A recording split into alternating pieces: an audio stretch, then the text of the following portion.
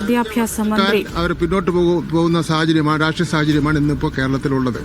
അങ്ങനെ ഒരു സാഹചര്യത്തിൽ അസംബ്ലിയിൽ നിന്ന് മത്സരിച്ച് ജയിച്ച ശബരിനാഥനെ പോലുള്ള ആൾക്കാർ ഇതിൽ മത്സരിക്കേണ്ട ആവശ്യമില്ലായിരുന്നു എന്നുള്ളൊരു സ്നേഹപ്രകടനം നടത്തിയത് മാത്രമേ ഉള്ളൂ.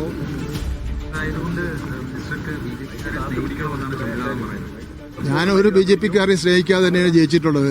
വോട്ടിംഗ് പാറ്റേൺ എടുത്തു കഴിഞ്ഞാൽ ഇപ്പോൾ ഞാൻ തോറ്റ അവസരം, രാജ്യവും ജയിച്ച അവസരം UDF-ന് കിട്ടിയത് വെറും 12,000 വോട്ടാണ്. ആരാണ് സ്നേഹിച്ചിട്ടുള്ളത്? മനസ്സിലാവൂലേ നിങ്ങൾക്ക്? ഇത് മറ്റൊരു പരിഹാസം എന്ന് പറയുന്നത് ASF-ഉം AYF-ഉം ഒക്കെ അങ്ങേയറ്റം തെറി പറഞ്ഞ് അങ്ങനെ ബോധം പോയി എന്നുള്ളതായിരുന്നു വി.ഡി. സതീശൻ ഇന്നലെ പറഞ്ഞത്.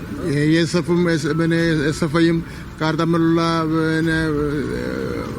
വാക്കും തർക്കവും ബോളും ഒക്കെ ഞങ്ങൾ തീർത്തോളാം. പിന്നെ വി.ഡി. സതീശന്റെ അടുത്ത സുഹൃത്താണ്, അത് കുഴപ്പമില്ല. വി.ഡി. സതീശന്റെ ഒരു അഭിപ്രായ പ്രകടനം അങ്ങനെ കിടന്നോട്ടെ.